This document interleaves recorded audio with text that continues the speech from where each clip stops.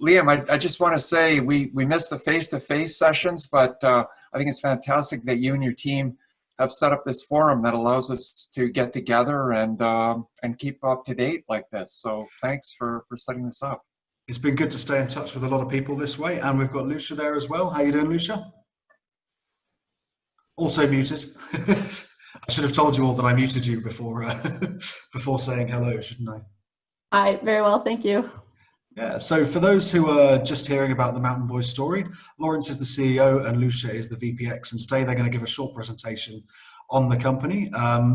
If anybody here is an existing investor or considering getting involved in the company, feel free to reach out with any questions. At the bottom of the screen, there's a chat function, so you can type in your hellos, let everyone know where you're from, put any questions in there. Later on, when we open up the Q&A, if you go, you can use the raise hand function, and we'll come to you and allow your camera so you can speak to Lawrence and Lucia directly and ask any questions you might have. To begin, Lawrence, would you like to introduce the company and give us a bit of background info? Absolutely. Mountain Boy is a gold and silver explorer. We're focused on the Golden Triangle in British Columbia. For anybody not familiar with the Golden Triangle, it's located on Canada's Pacific coast, right beside the southern tip of Alaska.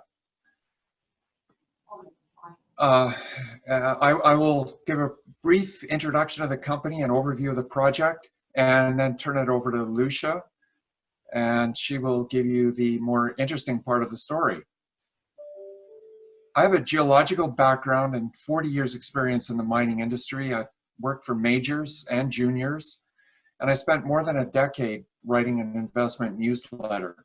I was also president of the mining investment arm of a huge US investment group. In short, after seeing the mining industry from multiple perspectives over a very long period of time, I made a very deliberate decision to focus on the Golden Triangle, and in particular on Mountain Boy, where I've taken on the role of CEO. Now, let me bring up our presentation.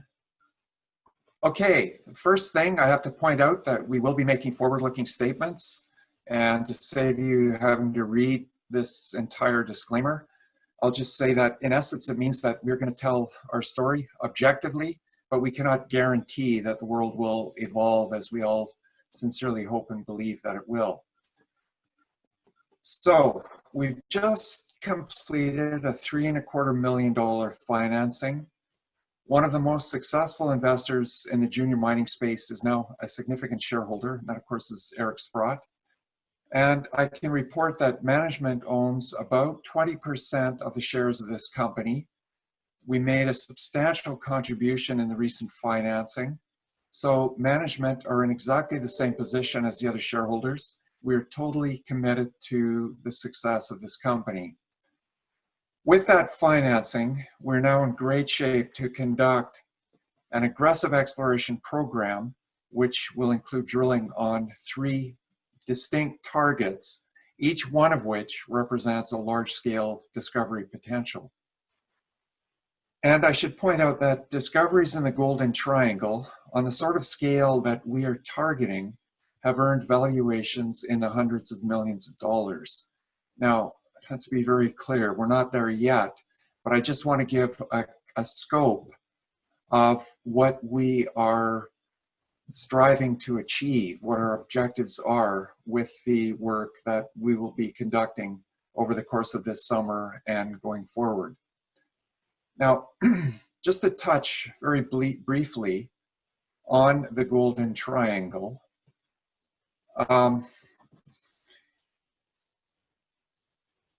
after 40 years of touring the planet, looking at mines and exploration projects in every part of the world, I'm not aware of any area anywhere that has the concentration of mineral wealth that we see in the Golden Triangle.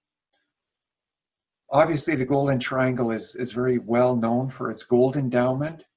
It is also a world-class copper region, and not well recognized, it is one of only a small number of billion-ounce silver districts in the world. So we've got enormous mineral wealth concentrated into this region, and we're focused here. We've developed a lot of expertise in understanding the subtleties of the mineralization in the Golden Triangle. 2 mines in the region are now producing, and another mine is on its way back to production. And I should also point out that the local communities and the provincial government in British Columbia are solidly in support of mining in this region. So it's a great place geologically. It's also well served by infrastructure, and it has a very supportive community and government situation. Our main project is road accessible.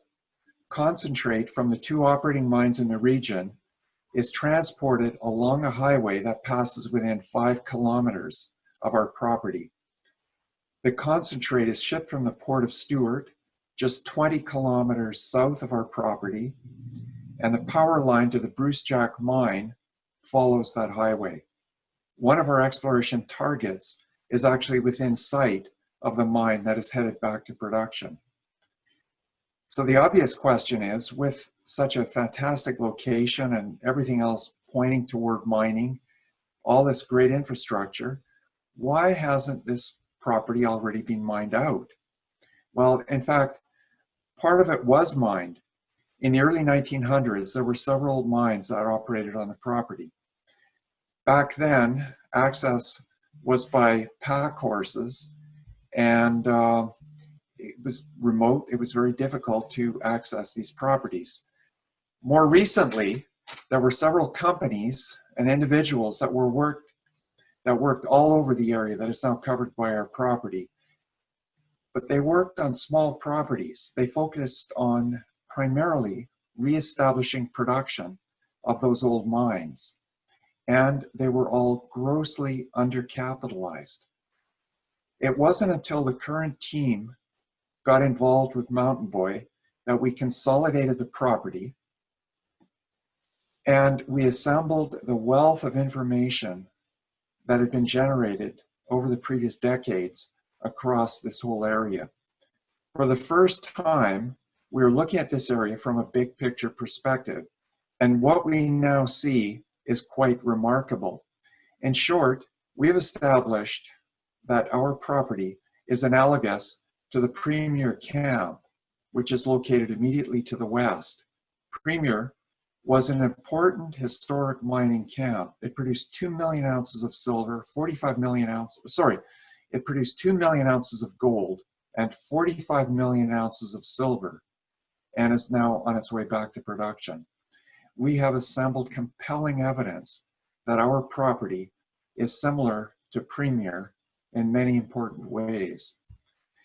The Mountain Boy geological team that made these huge advances is headed by Lucia, Theny, our VP Exploration, who I see as a rising star in the mining industry. Lucia will now tell you what she has found to date. More importantly, Lucia will tell us what she plans to find next. With that, I'll turn it over to Lucia. Thanks, Lawrence.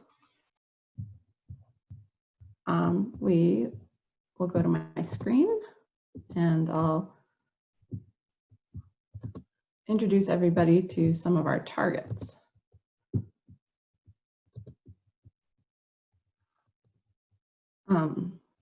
So in this photo, we're looking at my field assistant, Sika, and Sika is overlooking Long Lake in the background.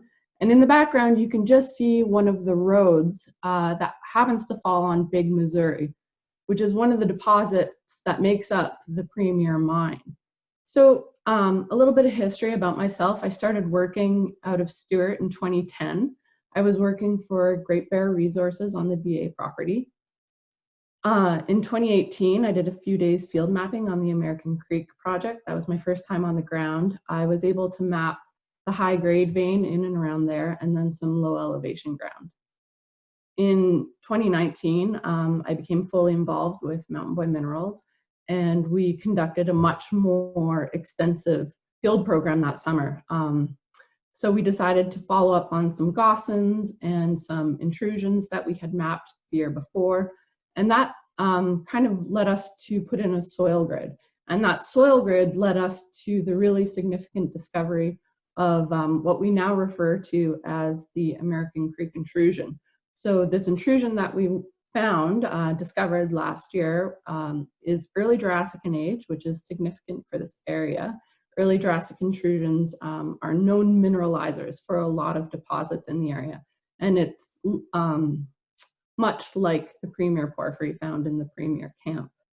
So just to give you a bit of an idea of what we're doing, this year we've designed our program to be broken down into 2 phases. The first phase of work is going to include all the groundwork we need to do to pinpoint our drill targets, which will include a LiDAR survey for ground control. The topography in places of the property is quite rugged, and on a vein deposit, you want to have very good ground control. We plan on doing an IP survey over the new Wolfman zone, which I'll describe a little bit more in the next couple slides. And then as part of phase 2, we're really excited to test our model. We've taken it to the point where we feel confident that it's ready to test, and we're gonna throw a drill at it. So now I'll take you through the next 3 targets a little more specifically. So let me know when you can see Sitka in this photo. She might be covered by some faces, actually. So that could be a trick question, sorry. So the first target is the Mountain Boy Silver Mine area. In this picture, we're looking right in the middle at the Theny adit. And this is kind of typical of what a lot of the workings look like on the property. The Mountain Boy mine has seen the most work out of all the targets, both physical work and research work. And that's something I think is really important, to strike a balance between, you know, doing enough research that you feel confident and you know what you're testing, but also making sure you do enough exploration to test all your conjectures. So the epithermal veins, like Lawrence said, were mined in the early 1900s by miners on pack horses, which really is a real testament to the high grade nature of these veins. So one of the veins, one of the several veins that are mapped on the property is the high-grade vein, which is very appropriately named. The high-grade vein has returned assays in kilograms silver. It's in 1999, material from this vein was actually sent to the smelter and trail, and it returned kilogram silver and multiple % lead and zinc. So our objective on this target is to demonstrate that the silver mineralization has continuity. So what we plan on doing on this target is testing it along strike and depth, because although these veins have had recent drilling on them, there was a small program in 2006 and a small program in 2011. They were really short holes and they were in a limited area. So what we'd like to do now is to really show that it's got some continuity and some size. The next target are the mineralized veins on the Dorothy project. So this is a photo of one of the 15 mapped veins on the Dorothy property. And we've interpreted these veins to be part of the same mineralizing system as at the Mountain Boy silver mine and in that area. These veins share a lot of similar characteristics to the veins that we've mapped at the Mountain Boy mine. They have a very similar mineralogy. They also have very diagnostic epithermal textures, and they have the same mineral assemblage. So it's not very hard to put them side by side and say apples and apples. The opportunity comes here in the fact that Lawrence really had the vision to put this ground together and make it a significant land package and consolidate the ground. Because like Lawrence mentioned, these claims were held by individuals in the past that really did work on them, but were never ever really able to fully test them. So these veins have never been drill tested. And with the veins, they represent an enormous step out from the MB silver mine. These veins are up to 2 kilometers to the north from the mine site, and they really demonstrate the size potential for this project. So our last target, this is Sitka, my field assistant, on the Wolfman zone. And so For those of you that don't know, last summer, we were systematically planning tribes because we wanted to cover a bunch of ground that was completely untested and completely new to us. And we had to really put together our geological picture and interpretations. And I just happened to be very pregnant last summer. And we didn't know if the baby was a boy or a girl. So we named the bump Wolf Moon. So of course, on our new discovery from last year, we called it Wolf Moon. And now my daughter is our golden girl. So this target is really significant because it is a new discovery. We found it last year. We found it at the end of a trav. You know, the area still had a significant amount of snow on it. We found some great samples. In this picture, under Sika's paw, you can just make out some of the veins. So it's gossinous, it's got multiple phases of veining and brecciation. The samples returned very encouraging results. We went back a few weeks later. We were able to extend the zone. We mapped it over 450 meters. This mineralized structure is still open in all directions. Ascot has used IP in and around their Silver Hills target. We plan on using IP on this target because we really want to get a very good sense of what the structure is doing at depth. We want to know where we can find the biggest dilations. We want to know where we can set up the drill and get the best widths in this target. Surface samples were very encouraging. A really important aspect of this new zone also is that it represents another style of mineralization. So on the American Creek property, there are at least 2 phases of distinct mineralization. And that's, again, much like what they see on the Ascot property at the Premier Camp.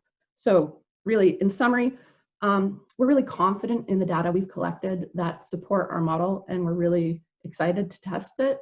And basically, we're testing a known silver producer. We're testing a large step out to that known mine, the Mountain Boy mine, historic mine, and we're testing a new silver gold discovery that represents a younger phase of mineralization. So we're incredibly excited for this opportunity. And with that, I'll hand it back to Lawrence. Thank you.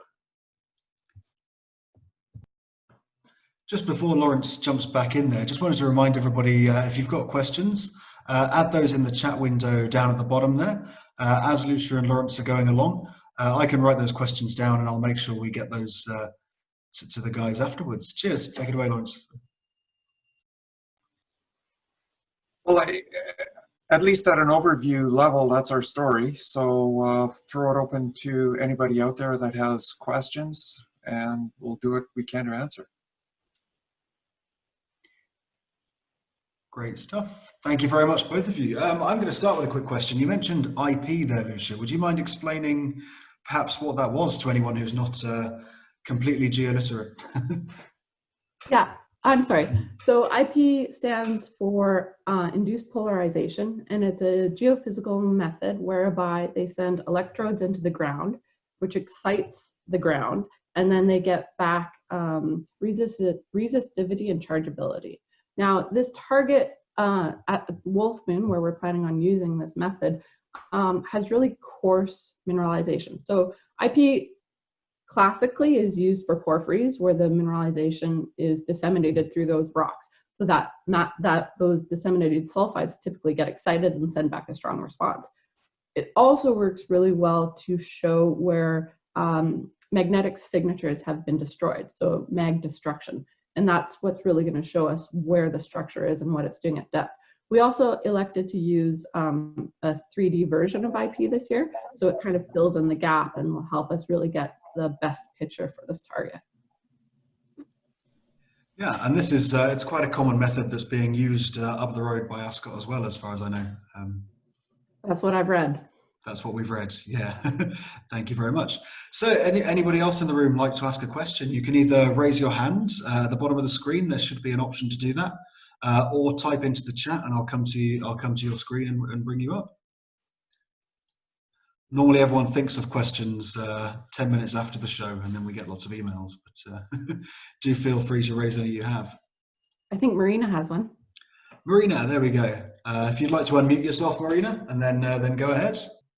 Okay. There we go. We can hear you now. How you doing? I'm doing fine, and I'm in Vancouver, as you understand, and it is wonderful.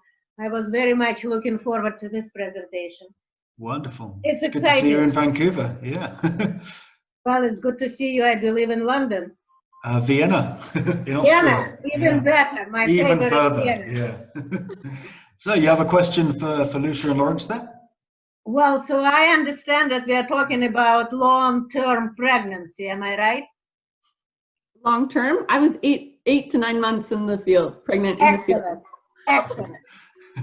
Well, the reason I said that, because many, many years ago, when the first time I heard that term pregnant, or a pregnant solution, sorry, I thought, okay, what are we talking about? Well, I would love to, first of all, briefly say, we're very much familiar with the ESCOT project, and I am not geologist, but I spent 30 years in mining industry. And we work as engineers. So my question is, you do something differently. You are at the very beginning. Do you have any idea how you're going to proceed with really developing this property? Drilling, mapping, surveying, exploration, it's all understandable. Yes. What's your time frame in your mind? How long will it take you to actually get through? Fortunately, having financing in place. Okay, I'll start off with that, and then Lucia can add to it.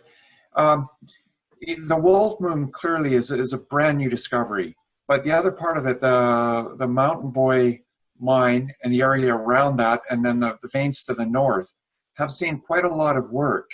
In fact, going back 100 years in the case of Mountain Boy. We do have road access into the area, but clearly it's early stage exploration at this time. So this year, we plan to do 4,000 to 5,000 meters of drilling spread across the 3 targets. That'll give us 20 or 30 drill holes. And with that, we'll get a pretty good sense of what's there. We'll learn a lot more about the structure and the geology, and it will certainly provide a lot more evidence in support of our model that there's something down there of real significance. So it should show to us, to the geological community, and to the investment community that we have something of real substance that's worth following up on. We're not clearly not going to get to a resource on the base of this first drill program, but we will get evidence that we have a system that is capable of supporting a large gold and silver deposit. So that's our objective with this first phase of drilling. And Thank you Lucia, very much, Lauren. Marina, I think you're right. I think it's important to have the foresight because how many mineral occurrences have amazing grades but are never able to really get taken to that next level. So like Lawrence mentioned, we're quite fortunate in that we're so close to a road, and you could drive, theoretically, you could drive a truck from the Mountain Boy mine to the Premier Mill. So whether or not we ever considered developing that kind of mine structures around the Mountain Boy mine, well, the reality is we might not have to, because it are those kinds of services that are already within a drivable distance to us. Absolutely. There are different options how to look at that. And I come from engineering. Yeah. I come from old days of Kilburn when basically we did a lot of different things differently. Now you have much more options how to basically approach it. And it's important to be creative in that, and it's important to think of all kinds of different options. Absolutely. And that's why it's my pleasure to see another great opportunity for discovery in BC, because I love BC very much. And your dog is just the best assistant in the world. And I'm pretty sure that we will be in touch. Thank you very much. Thank you. My name is Marina Kaplan, and the company is Mining Consultant in Vancouver. Thank you very much for your question then, Marina. Good to hear from you in Vancouver. Next question here comes from George Palfy. I don't know if you wanted to say that out loud yourself and have a chat there, George, or if you wanted me to read it out. You can respond in the chat. We can unmute you and open up your camera if you like. Or I just unmuted myself. there you go. Welcome to the room. How you doing, George? Hello, I'm fine. I'm in a little town on Lake Zurich, which I've got a photo in the background, so you can't see the mess. I'm hoping it's a photo, or you've got some stunning Wi-Fi reception out there on the lake. Oh yes. So my question was in a way a follow-up. How much cash have you got, and what's your budget for this year? And well, you've talked a little bit about how you're going to spend it, but how do you see it going? What can you do this year to develop some value in the price of your stock? We started off with the intent of raising $2 million to cover what we initially had as a $2 million budget to cover the work program that we've talked about here. We were able to raise the financing to $3.25 million, giving us a bit of a cushion. We are looking at options to expand the budget a little beyond the $2 million. We're going to do a little bit of work on some of the other projects, but certainly the main part of this program is going to be to drill the 3 targets that Lucia talked about, and we'll have a few holes at each target, so that will certainly give us scope to find results to show that there's something there of value. And if we get the kind of results that we deep down sincerely believe that we can achieve, it should have a pretty significant impact on the share price.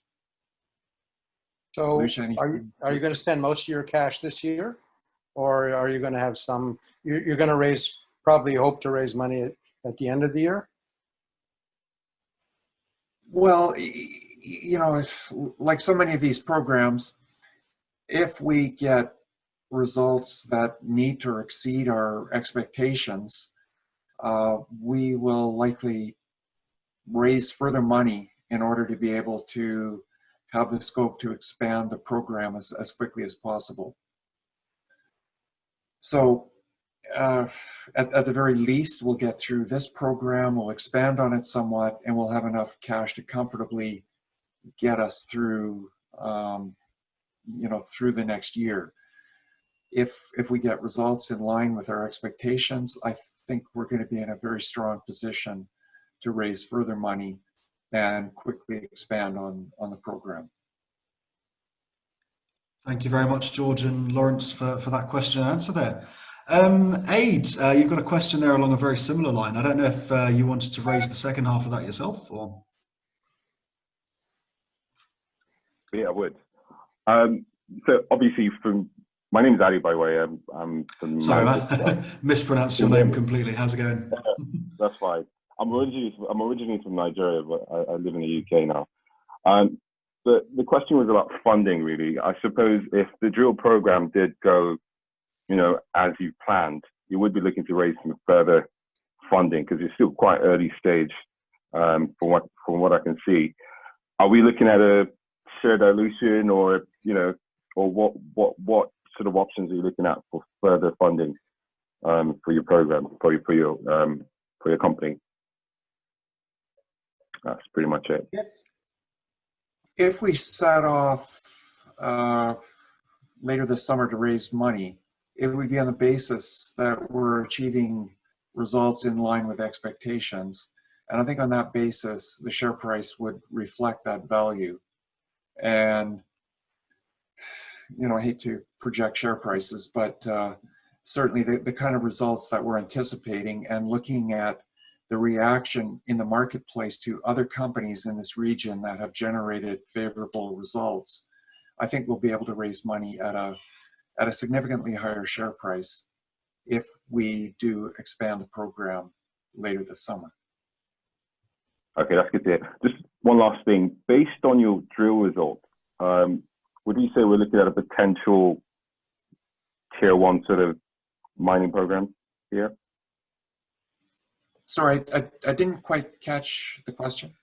No, I mean, based on your preliminary results that you've seen now, I mean, supposing the drill goes as you plan and you find what you're expecting to find, we're looking at a potential tier 1 mine here, aren't we?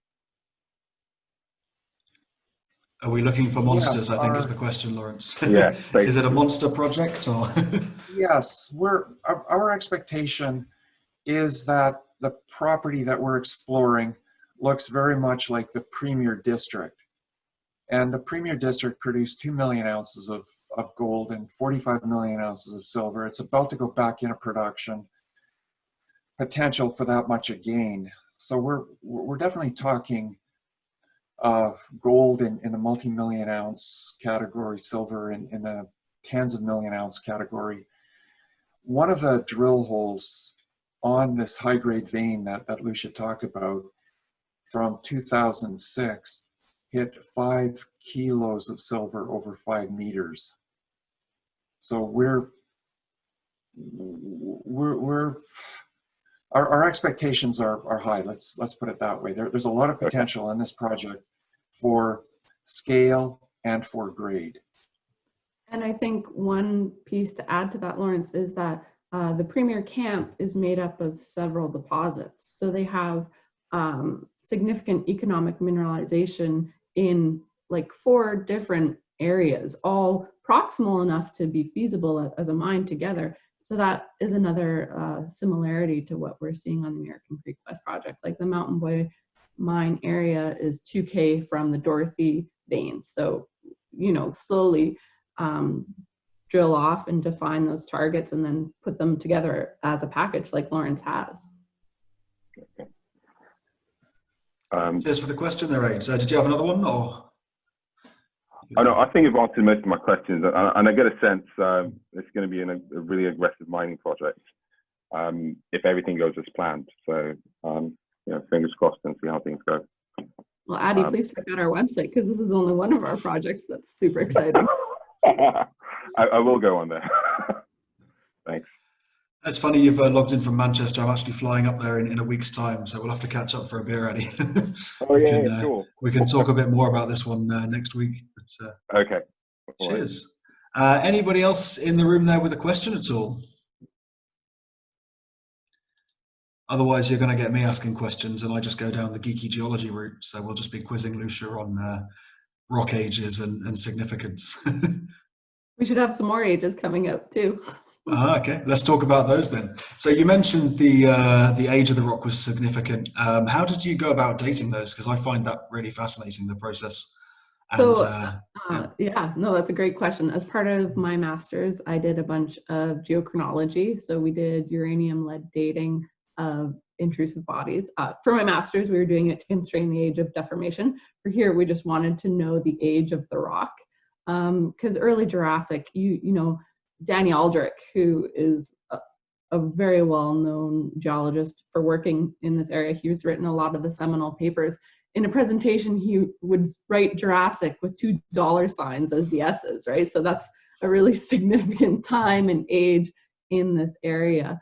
So we did uranium lead. So one thing that we're looking to do now is we took a galena sample, so one of the minerals that makes up the mineralization in the high-grade vein, and we did a lead-lead isotope age on that. It gives us a model age. It's not a specific age. So we were able to tie the age of the intrusion to the age of the mineralization. And that was pretty significant in starting to put our model together in that, you know, it's got the intermediate sulfidation assemblage package. It's got the heat source, much like the Premier Porphyry. If you were to take our American Creek intrusion and hold it next to a rock of the Premier Porphyry, I don't think you could tell them apart. So we're very encouraged by that. Yeah. It's something I think we often fail to get across in mining is that we're doing all of these wonderful corporate presentations, but behind closed doors, the science is pretty phenomenal as well. The way we're discovering these mines and these metals is exciting. Thanks for that, Lucia. So there's a question here from Suns8. Suns8, I don't know your name there, but did you want to come on and ask that personally, or do you want me to read that one out?